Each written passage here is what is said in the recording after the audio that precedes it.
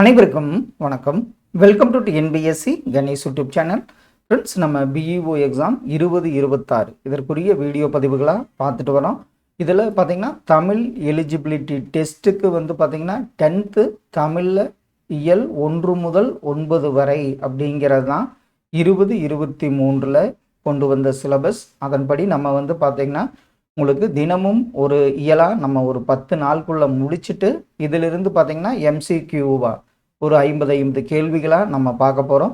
இதை சார்ந்து பார்த்திங்கன்னா நம்ம கோர் சப்ஜெக்டில் தமிழில் யூனிட் 1 பார்த்திங்கன்னா சங்ககாலம் முதல் தற்காலம் வரை அந்த இலக்கியம், இலக்கணம், உரைநடை அதை சார்ந்த வீடியோ பதிவுகளும் இன்று முதல் நம்ம கொடுத்துட்டு வரோம். அதனால் பார்த்திங்கன்னா இது தமிழ் எலிஜிபிலிட்டி டெஸ்ட்டுக்கு இன்று முதல்ல 10th தமிழில் இயல் 1 ஒருபரி வினாக்களாக பார்த்துட்டு இதில் புக் பேக்கு, இலக்கணம், கலை சொற்கள், அதே மாதிரி புக் பேக்கில் அந்த மொழித்திறன் பயிற்சி, இது அனைத்தையுமே நம்ம பார்க்க போகிறோம். வாங்க ஒவ்வொரு கேள்விகளாக பார்த்துடலாம். அன்னை மொழியே அழகார்ந்த செந்தமிழே என்ற வரி இடம்பெற்ற நூல் எதுன்னு பார்த்திங்கன்னா கனிச்சாறு.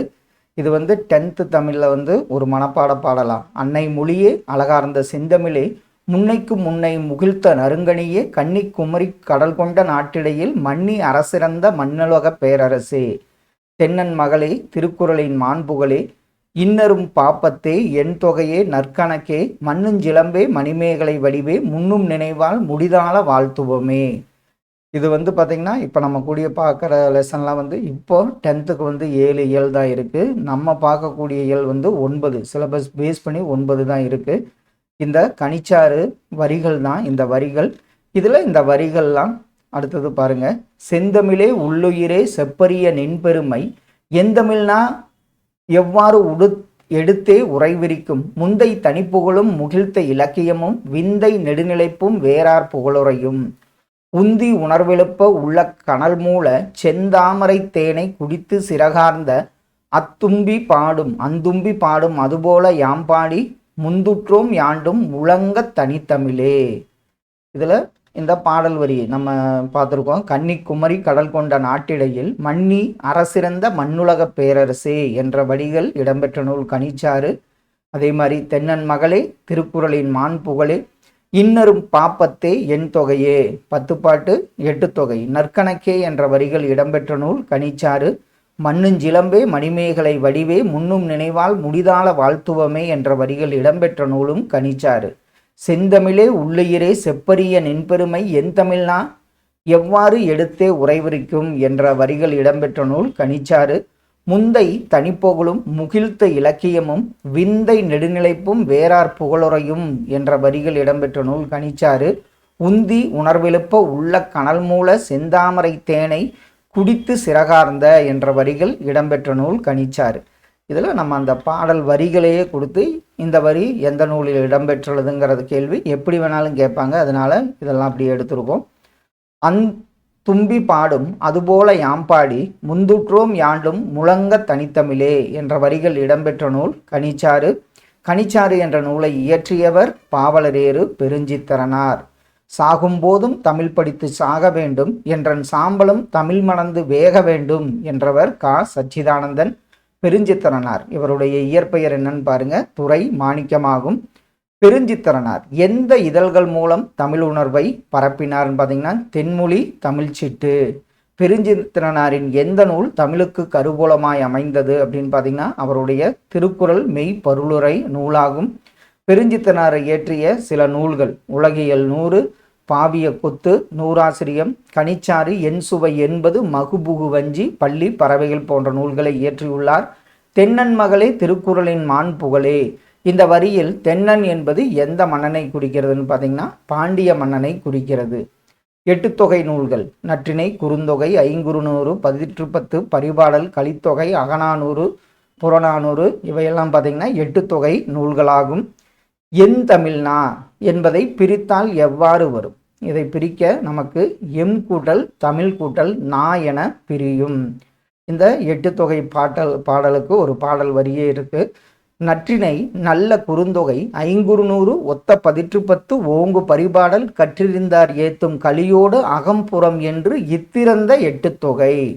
இதில் அந்த 8 தொகை நூல்களின் பெயர்களும் இடம்பெற்றிருக்கும். இதில் நல்ல என்ற அடைமொழியால் குறிக்கப்படும் நூல் குறுந்தொகை. ஒத்த என்ற அழைக்கப்படும் நூல் பதிற்று 10. ஓங்கு என்று அழைக்கப்படுவது பரிபாடல். கற்றறிந்தும் ஏத்தும் நூல் எதுன்னு பார்த்தீங்கன்னா கலித்தொகை. அப்படிங்கிற கேள்விகள்லாம் கேட்டிருக்காங்க. அடுத்த இயல் பார்த்தீங்கன்னா தமிழ் சொல்வளம். இது ஒரு முக்கியமான லெசன். நாடும் மொழியும் நமதிரு கண்கள் என்றவர் மகாகவி பாரதியார். திராவிட மொழிகளின் ஒப்பியல் இலக்கணம் என்ற நூலின் ஆசிரியர் கால்டுவெல். ஒரு தாவரத்தின் அடிப்பகுதியை குறிப்பதற்கான சொற்கள் என்னென்ன? தாளை என்ன சொல்லுவோம்? நெல், கேழ்வரகு. தண்டு, கீரை, வாழை. கோல் நெட்டி, மிளகாய் செடி. தூறு, குத்துச்செடி, புதர். தட்டு, தட்டை, இல்லை கம்பு, சோளம். இதோட அடிப்பகுதியை தட்டைன்னு சொல்லுவோம். கரும்பின் அடிக்களி, மூங்கிலின் அடிக்களை, அடி, புலி, வேம்பு முதலியவற்றின் அடி அடி என்று அழைக்கப்படுகிறது. இது ஒரு தாவரத்தின் அடிப்பகுதியை குறிப்பதற்கான சொல். கிளை பிரிவுகளுக்கு வழங்கும் சொற்கள் என்னென்ன? கவை, அடி மரத்தினின்று பிரியும் மாபெரும் கிளை. கொம்பு அல்லது கொப்புங்கிறது கவையின் பிரிவு. கிளைங்கிறது கொம்பின் பிரிவு. சினைங்கிறது கிளையின் பிரிவு. போத்து என்பது சினையின் பிரிவு. குச்சி என்பது போத்தின் பிரிவு. இணுக்கு என்பது குச்சியின் பிரிவாகும்.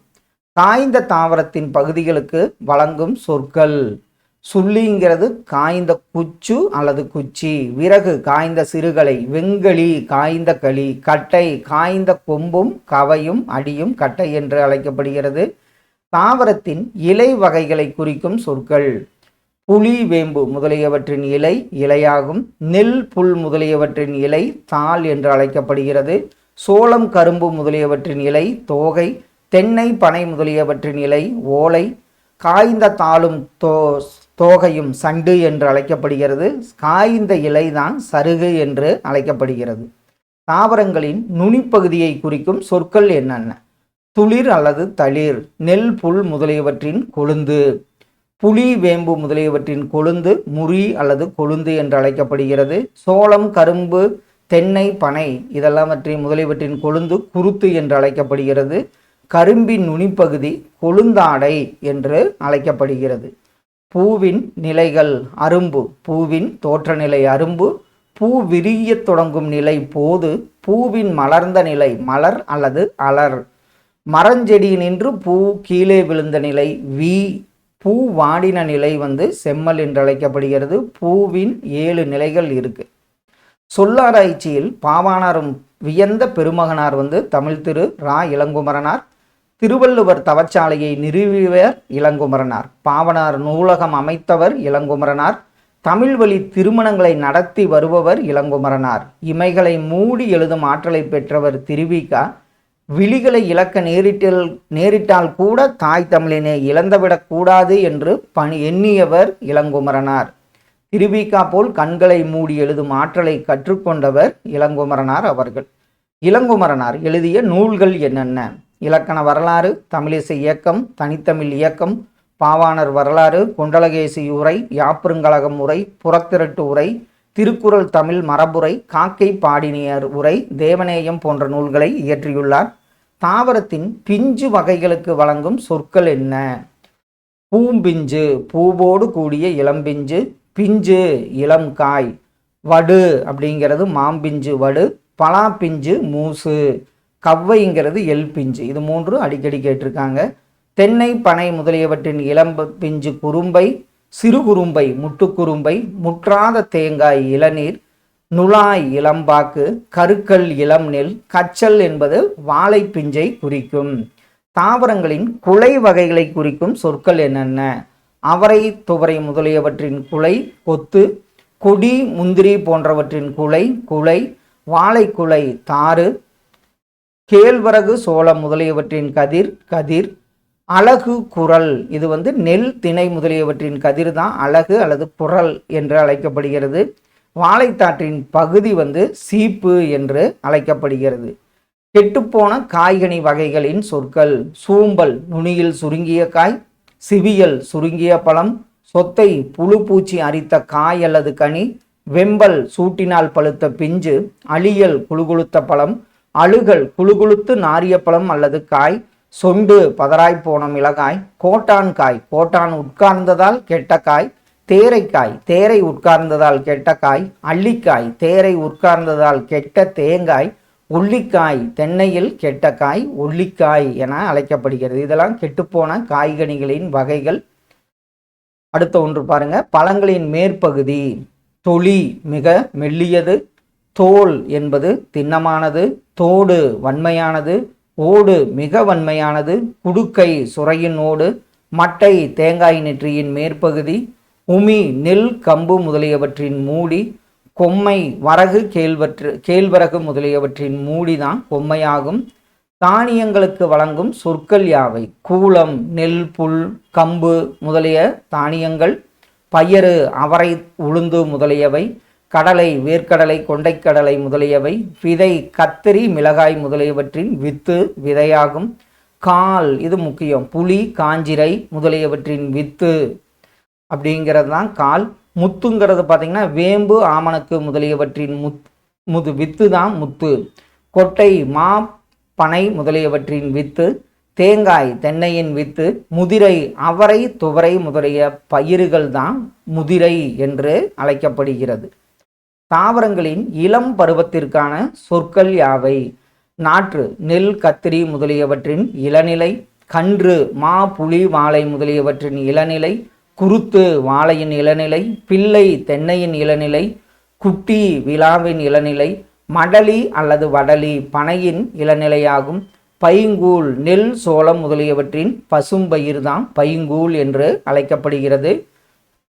இலையை குறிக்கும் ஆங்கில சொல் எதுன்னு பார்த்தீங்கன்னா லீப் ஆகும்.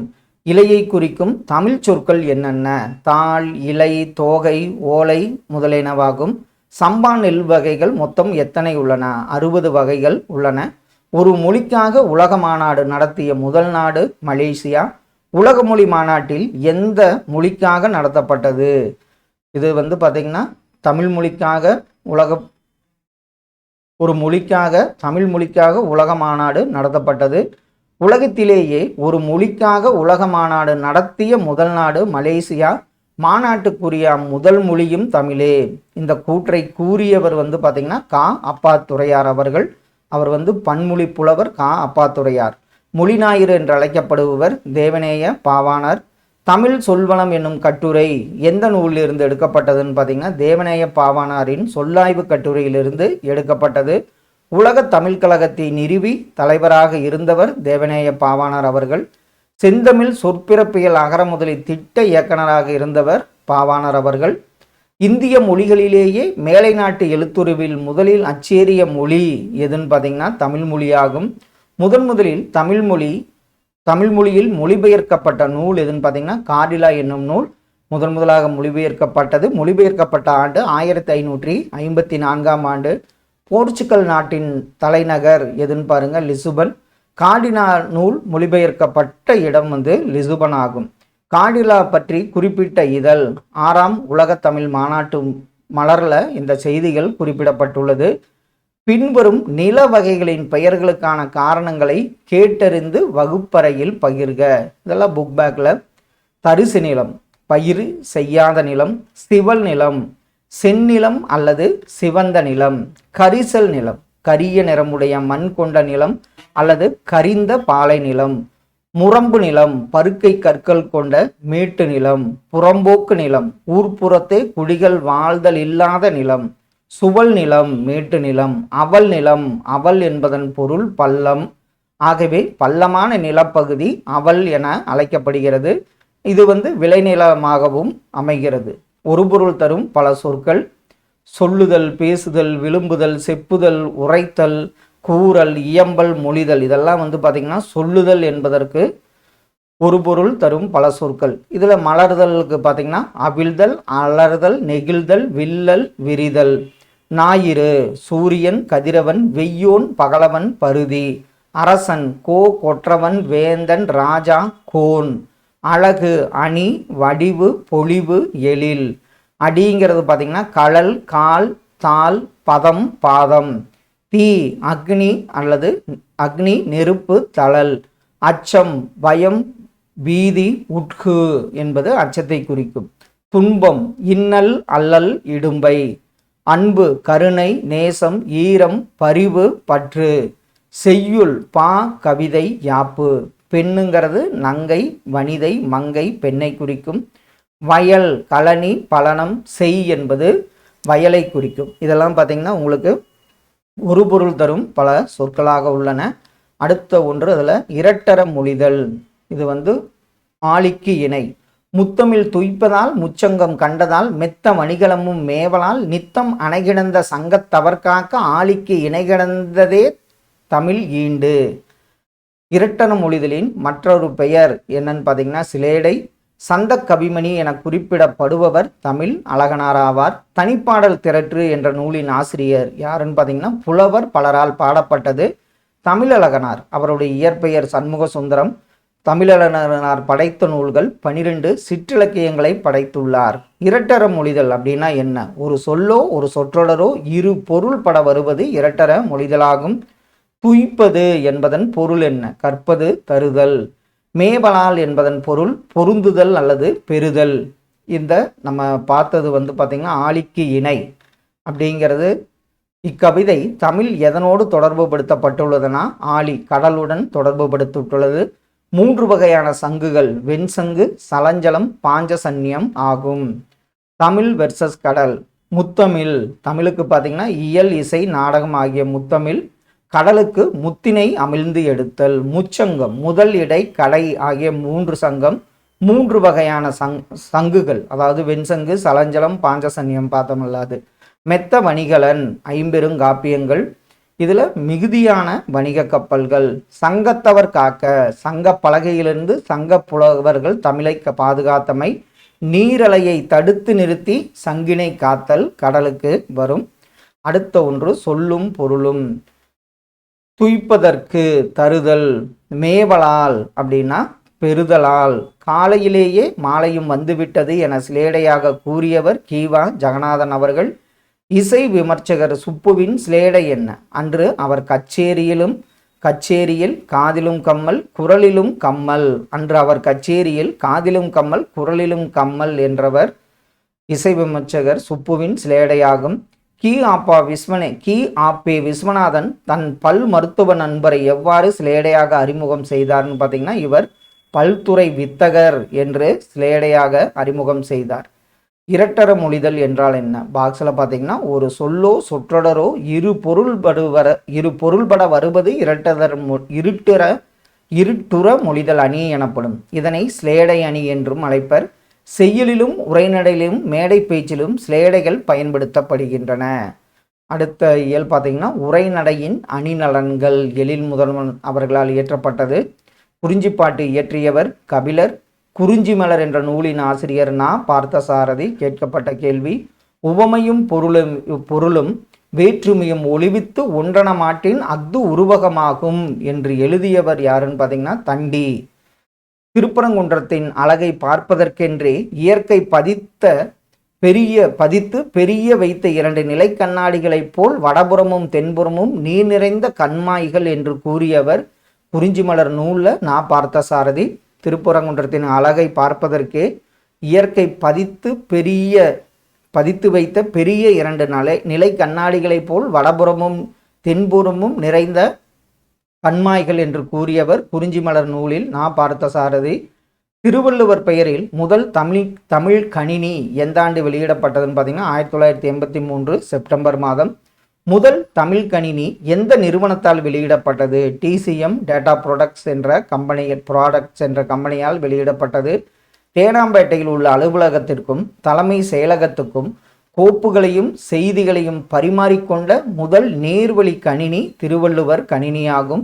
நவீன இலக்கியங்களில் உவமைக்கு பதில் எதில் பயன்பாடு? உவமைக்கு பதிலாக எதன் பயன்பாடு அதிகமாக உள்ளதுன்னு பார்த்தீங்கன்னா உருவகம். முகநிலவில் வியர்வை முத்துக்கள் துளிர்ந்தன அப்படிங்கிறது உருவகமாக பயன்படுத்தப்பட்டு வருகிறது. அறிஞர் அண்ணாவின் உரைநடை என்ன? களம்புக துடித்து நின்ற உனக்கு வெற்றிச்சாறு கிடைத்து விட்டது உண்டு மகிழ்ந்தாய் உன் புன்னகைதான் அதற்கு சான்று. இது அண்ணாவின் உரைநடையாகும். எடுத்துக்காட்டு உவமை அணியை உரைநடையில் பயன்படுத்துவதை எவ்வாறு அழைப்பர்? அதை இணை ஒப்பு என்று அழைப்பர். புரோகிதருக்காக அமாவாசை காத்திருப்பதில்லை என்று எழுதியவர் வா. ராமசாமி அவர்கள். மழையும் புயலும் என்ற நூலின் ஆசிரியர் வா. ராமசாமி. ஊர் கூடி செக்குத்தள்ள முடியுமா என்று கேட்கிறார்கள். ஊர் கூடின பிறகுதான் செக்குத்தள்ள வேண்டும் என்று காத்திருப்பவர்களின் காரியம் கைகூடாது என்றவர் வா. ராமசாமி. இலக்கணை என்றால் என்ன? அக்னி பொருள்களையும் உயர்தனையாக கருதி உயிர் உணர்வுடையது போல எழுதுவதற்கு பெயர்தான் இலக்கணை என்று அழைக்கப்படுகிறது. சோலையில் புகுவேன், மரங்கள் கூப்பிடும், விருந்து வைக்கும், ஆலமர நிழலில் அமர்வேன், ஆள் என் விழுதைப்பார், அந்த அரசுக்கு இஃது உண்டா என்று எழுதியவர் பார்த்தீங்கன்னா திருவி கல்யாண சுந்தரன் அவர்கள். தமிழ் தென்றல் என்று போற்றப்படுபவர் திருவிகா அவர்கள். தென்றல் அசைந்து வரும் தென்தமிழ் நாட்டில் அமைந்த திருக்குற்றாலம் மலைவளம் படைத்த பழம் பதியாகும் என்றவர் ராபி சேது அவர்கள்தான். சொல்லின் செல்வர் என்று போற்றப்படுபவர் ராபி சேது பிள்ளை. தமிழின்பம் என்ற நூலின் ஆசிரியர் ராபி சேது பிள்ளை அவர்கள். சொற்களை அளவாக பயன்படுத்தி உரைநடையை அழகு செய்தவர் மு. வரதராசனார். நாட்டுப்பற்று என்ற கட்டுரை யாருடையதுன்னு பார்த்தீங்கன்னா மு. வரதராசனாரின் உடையது. வாழ்க்கை நடத்துவதற்கு பொருள்கள் பல வேண்டும் என்று எழுதியவர் மூவா அவர்கள். சோலையில் புகுவேன், மரங்கள் கூப்பிடும், விருந்து வைக்கும் என்ற வரிக்கு சொந்தக்காரர் திருவிகா அவர்கள். முரண்படு மெய்யம்மைக்கு ஒரு எடுத்துக்காட்டு தருக. இந்த உலகத்தில் பயம் என்ற ஒன்றிற்கு தவிர வேற எதற்கும் நாம் பயப்பட வேண்டும். இது முரண்படு மெய்யம்மைக்கு உதாரணம். கலப்பில்லாத பொய், இதை சொல்முரண் என்று எழுதுவர். சொல்லும் முறையில் அழுத்தம் கொடுப்பதற்காக எதிரும் புதிருமான முரண்படும் கருத்துக்களை கூறுவதற்கு என்ன பெயர்னு பார்த்தீங்கன்னா எதிரிணை இசைவு. எதிரிணை இசைவுக்கு ஒரு உதாரணம். குடிசைகள் ஒரு பக்கம், கோபுரங்கள் மறுபக்கம், பசித்த வயிறுகள் ஒரு பக்கம், புலிச்சேப்பக்காரர்கள் மறுபக்கம். இந்த வரி பா. ஜீவானந்தம் அவர்களால் எழுதப்பட்டது. பெரியாரை பற்றி அண்ணா அவர்கள் சிறப்பித்து கூறியதென்ன? கேள்வியிலேயே பதிலாக சொல்லியிருப்பார். பெரியார் பேசாத நாளுண்டோ, குரல் கேட்காத ஊருண்டோ, அவரிடம் சிக்கி திணறாத பழமையுண்டோ என்று பெரியாரை பற்றி அண்ணா குறிப்பிட்டுள்ளார். இந்தியாதான் என்னுடைய மோட்சம், இந்தியாவின் நன்மைதான் என் நன்மை என்று கூறியவர் பாரதியார் அவர்கள். புதிய உரைநடை என்ற நூலின் ஆசிரியர் எழில் முதல்வன். அவருடைய இயற்பெயர் என்னன்னு பார்த்தீங்கன்னா மா. ராமலிங்கம் அவர்கள். எழில் முதல்வனின் எந்த நூலுக்கு சாகித்ய அகாடமி விருது கிடைத்ததுன்னு பார்த்தீங்கன்னா புதிய உரைநடை என்ற நூலுக்காக. மாநில கல்லூரியில் பயின்று அங்கேயே பேராசிரியர் பணியை தொடங்கியவர் எழில் முதல்வன். எழில் முதல்வனின் சில நூல்கள் பார்த்தீங்கன்னா இனிக்கும், நினைவுகள், எங்கெங்கு காணினும், யாதுமாகி நின்றாய் போன்ற நூல்களை இயற்றியுள்ளார்.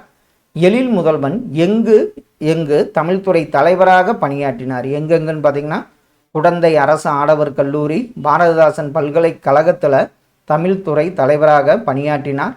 மாலையும் கமுகும் தாழ்நிலை தேங்கும் என்று எந்த ஊரின் சிறப்பை கூறுகிறதுன்னு பார்த்தீங்கன்னா திண்டுக்கல் மாவட்டம் சிறுமலை.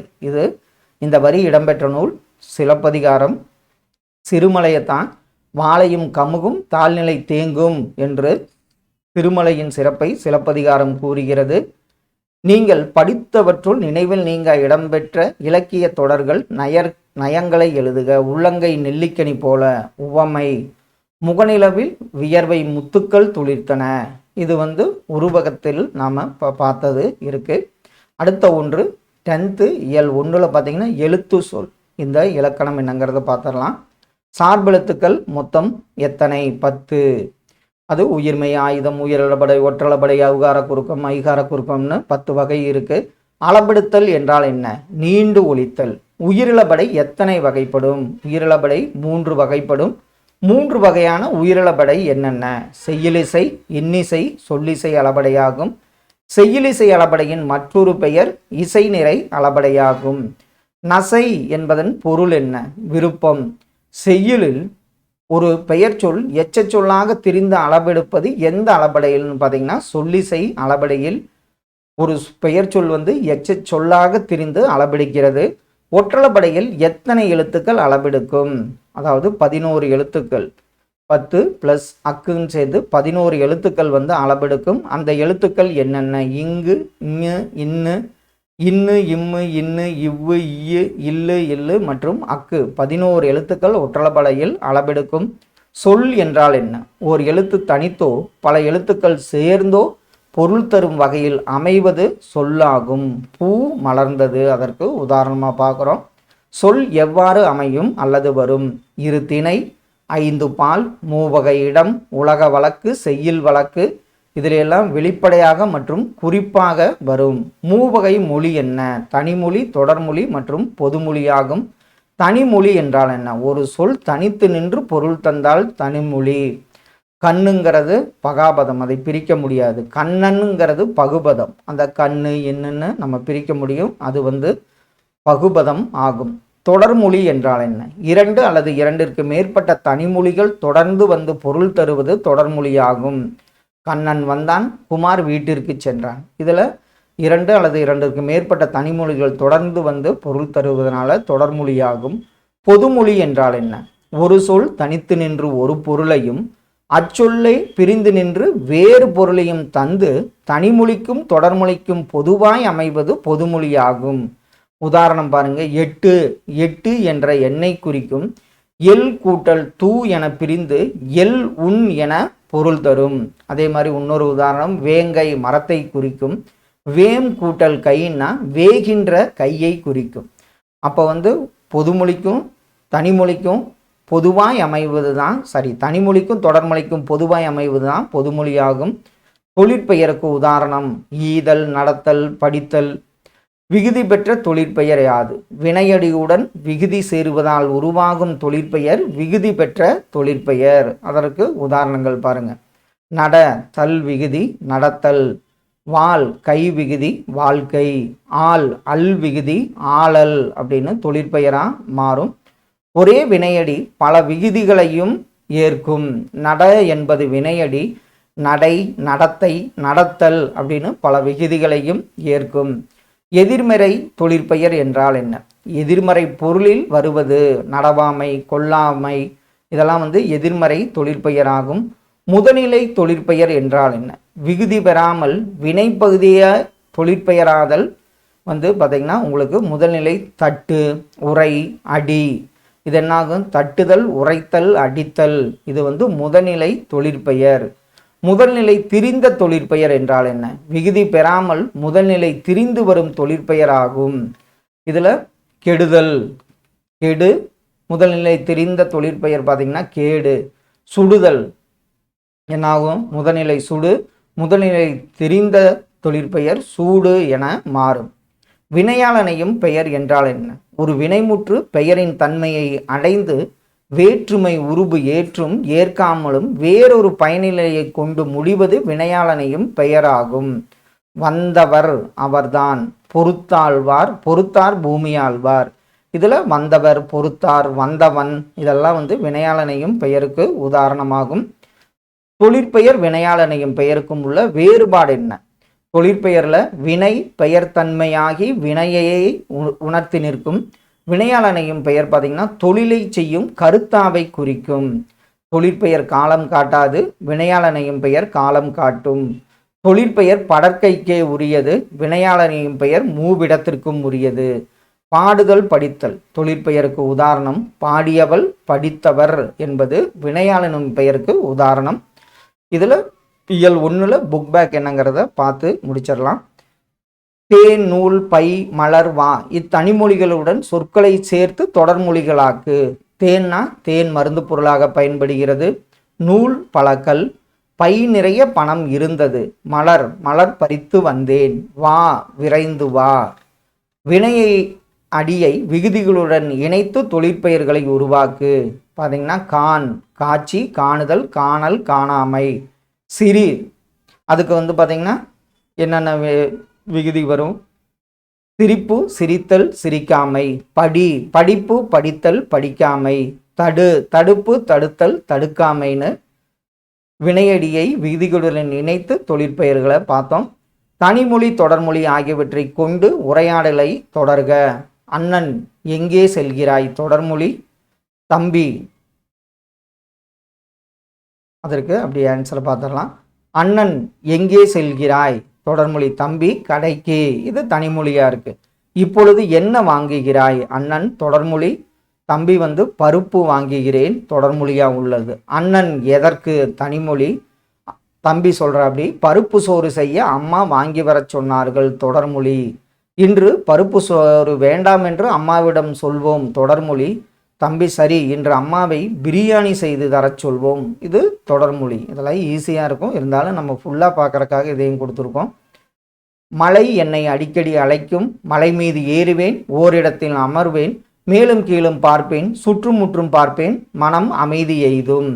இத்தொடர்களில் உள்ள வினைமுற்றுகளை தனித்தனியே எடுத்தெழுதி தொழிற்பெயர்களாக மாற்று. அழைக்கும் வினைமுற்று அழைத்தல், ஏறுவேன் ஏறுதல், அமர்வேன் அமர்தல், பார்ப்பேன் வினைமுற்று பார்த்தல் தொழிற்பெயர், எய்தும் எய்தல் என்பது இதில் வினைமுற்றுக்கு தொழிற்பெயர் என்னங்கிறத பார்த்தோம். கட்டு சொட்டு வழிபாடு கேடு கோரல் இத்தொழிற்பெயர்களை வகைப்படுத்துக. கட்டு என்பது முதல்நிலை தொழிற்பெயர், சொட்டு முதல்நிலை தொழிற்பெயர், வழிபாடு விகுதி பெற்ற தொழிற்பெயர், கேடு முதல்நிலை திரிந்த தொழிற்பெயர், கோரல் விகுதி பெற்ற தொழிற்பெயரை குறிக்கும். மெத்த வணிகலன் என்னும் தொடரில் தமிழழகனார் குறிப்பிடுவது எது? வணிக கப்பலையும் ஐம்பெருங்காப்பியங்களையும் குறிப்பிட்டுள்ளார். என் தமிழ் நா என்பதை பிரித்தால் நமக்கு கிடைப்பது எம் கூட்டல் தமிழ் கூட்டல் நா. காய்ந்த இலையும் காய்ந்த தோகையும் நிலத்துக்கு நல்ல உரங்கள். இத்தொடரில் அடிக்கோடிட்ட பகுதி குறிப்பிடுவது சருகும். காய்ந்த இலை சருகு, காய்ந்த தோகை சண்டாகும்.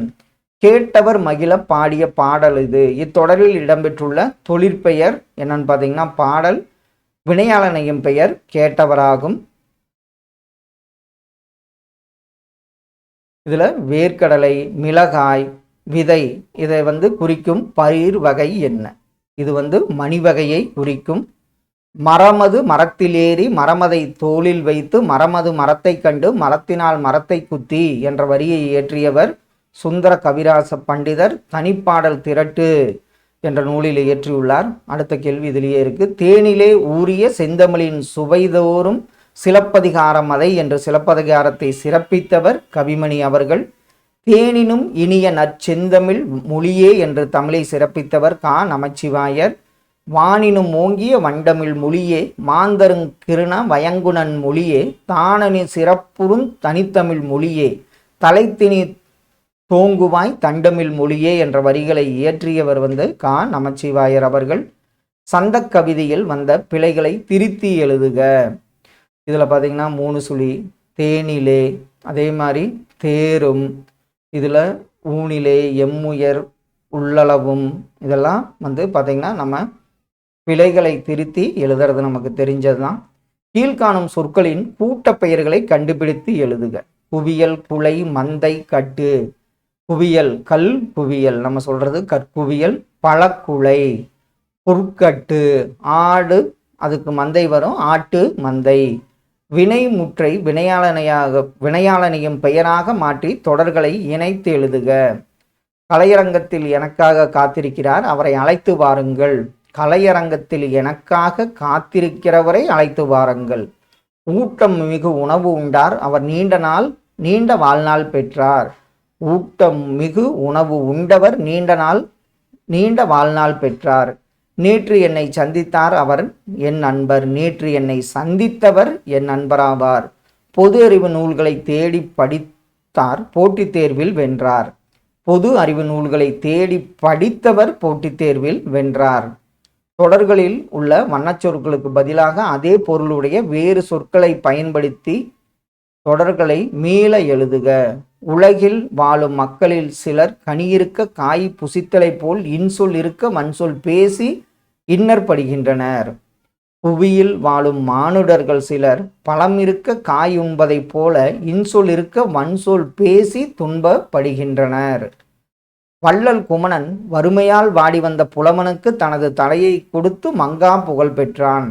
வள்ளல் குமணன் துன்பத்தால் வாடி வந்த அறிஞர்களுக்கு தனது தலையை ஈந்து மங்கா பெருமை பெற்றான். நலனும் அவனது துணைவியும் நிடத நாட்டுக்கு வந்ததைக் கண்டு அந்நாட்டு மக்கள் மலைமுகில் கொண்ட மண்ணை போல களி கொண்டனர். நலனும் அவனது மனைவியும் நிடத நாட்டுக்கு வந்ததைக் கண்டு அந்நாட்டு மக்கள் மலைமேகம் கண்ட மயிலை போல மகிழ்ச்சி கொண்டனர். சோலையில் பூத்த மணமலர்களில் சுரும்புகள் மொய்த்து பண்பாடி மதுவுண்டன. நந்தவனத்தில் பூத்த மணமலர்களில் வண்டுகள் மொய்த்து பண்பாடி தேனை உண்டன. பசுபோல் சாந்தமும் புலிபோல் தீரமும் யானை போல் உழைப்பும் மனிதனுக்கு வேண்டும். ஆப்போல் அமைதியும் வேங்கை போல் வீரமும் களிறு போல உழைப்பும் மனிதனுக்கு வேண்டும். அடுத்தது சொற்களை இணைத்து புதிய சொற்களை உருவாக்குக.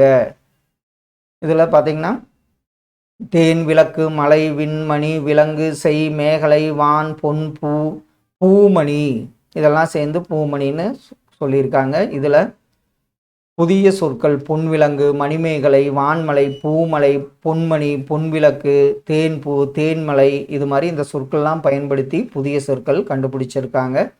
குறிப்புகளை கொண்டு வினாவிலேயே விடையிருப்பது போன்ற வினா தொடர்கள் அமைக்க. குறளின்பம் சுவைக்காத இளநீர், காப்பிய சுவை, மனிதகுல மேன்மை, விடுமுறை நாள். குறளின்பத்தில் திளைக்காத தமிழன் உண்டா? சுவைக்காத இளநீர். மன்னன் சுவைக்காத இளநீர் உண்டோ? காப்பிய சுவை. கம்பர் காலத்தில் காப்பிய சுவை உச்சநிலையில் இருந்ததோ? மனிதகுல மேன்மை. இந்நூற்றாண்டில் மனிதகுல மேன்மை சிறப்புற்று விளங்குகிறதோ? விடுமுறை நாள். தேரோட்டம் அன்று விடுமுறை நாள் என அறிவிக்கப்படுமா? அடுத்த ஒன்று எண்ணு பெயர்கள். இதில் எப்போவுமே 1 முதல் அந்த 9 வரை எண்ணு பெயர்கள். அம்மாளை அந்த ஷார்ட்கட் ஒன்று சொல்லியிருப்போம் இல்லைங்க, அது ஒரு நிமிஷம். காலையில் எழுந்து அதை நான் உங்களுக்கு அடுத்த வீடியோவில் சொல்கிறேன். நாற்றிசையும் செல்லாத நாடில்லை. எண்ணு பெயர் 4. அதை நம்ம எப்படி குறிக்கிறோன்னு பாருங்கள். எறும்பு தன் கையால் என்சான் 8 ஆங்கிறது வரும். 5 சால்பு ஊன்றிய தூண் 5 ரூ வரும். 4ம் 2ம் சொல்லுக்குருதி 4 2. இதில் சா ஊ மாதிரி வரும்.